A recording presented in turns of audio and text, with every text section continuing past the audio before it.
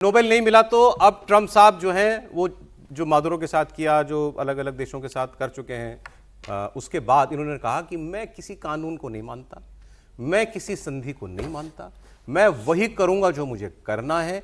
कोई दुनिया का कानून, इंटरनेशनल लॉ, इंटरनेशनल एजेंसी, वो मैं जो करना चाहूं उसको नहीं रोक सकती। ये वो साफ साफ कह रहे हैं। उनके इन्होंने न्यूयॉर्क टाइम्स को इंटरव्यू में कहा है, उन्होंने कहा है कि दुनिया में मेरी आक्रामकता, मेरे अग्रेशन को एक ही आदमी रोक सकता है, वो मैं हूं, मैं ही कानून हूं। हिटलर बन गए ये मतलब वो साफ साफ कह रहे हैं। और इस पर उन्होंने बहुत सारी बातें की कि उन्होंने ये कहा कि अंतर्राष्ट्रीय नीतियां कब लागू होंगी कब नहीं, ये नियम नहीं, ये मेरा मूड तय करेगा। तो वो ट्रंप खुद को खुदा समझने लगे हैं, ऐसा उनके इस नए इंटरव्यू को देख करके लगता है। सर, लगातार उनका मूड को देखकर ऐसा लग रहा है, और खासतौर से वेनेजुएला पर जिस तरह से काम हुआ, मादुरो को लेकर जिस तरह से उन्होंने पिक किया और अरेस्ट किया, वो सब ये बता रहा है। और वो समझते हैं कि अमेरिका सबसे ताकतवर देश है और वो उसकी सबसे ताकतवर राष्ट्रपति हैं, तो वो मर्जी आए जो कर रहे हैं। लेकिन वो भूल कर रहे हैं कि अब वो जो उनका दबदबा है अमेरिका समेत ट्रंप का, वो लगातार कम हो रहा है। आप सोचिए ना, उनको ये भी सोचना चाहिए कि क्यों लोग उनकी बात नहीं मान रहे, क्यों जेलेंस्की उनकी बात नहीं मानते, क्यों पुतिन उनकी बात नहीं मान रहे, क्यों भारत ने उनकी बात नहीं मानी, क्यों चाइना उनकी बात मानने को तैयार नहीं है, क्यों गाजा के लोग भी उनकी बात मानने को तैयार नहीं है। तो इसका मतलब उनका दबदबा कम हो रहा है। अब इसके बाद या तो ये फ्रस्ट्रेशन हो सकता है उनका कि भाई कोई सुन नहीं रहा, तो वो अपने हिसाब से चलेंगे। और ये बात ठीक कह रहे हैं कि वो अब आजकल कोई चीज़ नहीं मानते, और जिस तरह से यूएन की और जो इंटरनेशनल ऑर्गेनाइजेशन से उससे अमेरिका को विड्रॉ किया है, वो एक बड़ी बात है। और वो खतरनाक मोड़ पर पहुंच रहे हैं, क्योंकि कोई कानून तो चलेगा ना। ये अंतर्राष्ट्रीय संस्थाएं जो बनी हैं, उनकी भूमिकाओं को यदि आप इग्नोर कर देंगे तो जंगल राज हो जाएगा, और वो जंगल राज करना चाहते हैं। नहीं सर, आप बोलिए। मैं यही बात कर रहा हूं कि जंगल राज वो करना चाहते हैं, और लेकिन उनका फ्रस्ट्रेशन ये है कि अब उनकी कोई बात नहीं सुन रहा, कोई भी नहीं सुन रहा उनकी बात।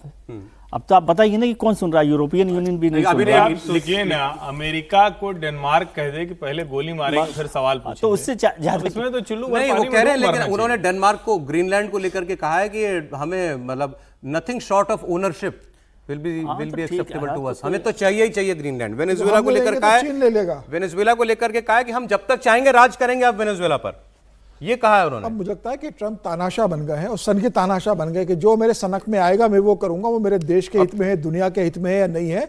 मुझे लग रहा है कि अब समय आ गया है कि अमेरिका को सोचना चाहिए, अमेरिका की जनता को सोचना चाहिए कि क्या अमेरिका का इतिहास ऐसा रहा है, क्या अमेरिका के राष्ट्रपति ऐसे रहे, क्या अमेरिका का दुनिया में ये योगदान रहा है।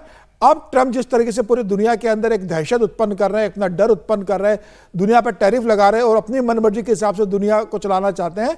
अमेरिका की जनता पे तय करे, अभी मिड टर्म इलेक्शन आ रहे हैं नवंबर में, वो तय करे कि क्या ट्रंप जैसे लोग उन्हें चाहिए, और उन्हें लगता है तो ट्रंप के खिलाफ सड़कों पर उतरे। सर, एक खबर इस बीच आ रही है, मैं जरा वो बता दूं।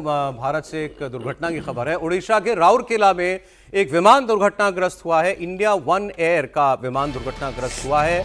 इंडिया वन एयर का ये जो विमान है, ये 9 सीटर विमान है, और हादसे के समय प्लेन में 7 लोग सवार थे और घायल हुए हैं। सभी घायलों को अस्पताल ले जाया गया है। ये आप जहाज देख रहे होंगे, राउरकेला उड़ीसा की ये तस्वीर है। अभी तक जो हमारे पास जानकारी है वो यही है कि 7 यात्री इस विमान में थे। कुल 9 सीटर, 9 लोग इसमें बैठ सकते थे, 7 लोग थे इसके अंदर।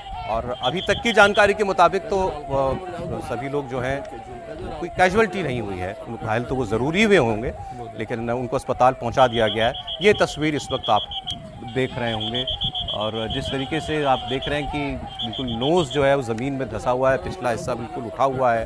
तो बहुत एक क्रैश तो है, एक बिल्कुल एक नोज डाइव क्रैश जैसा कुछ वैसा दिख तो रहा है।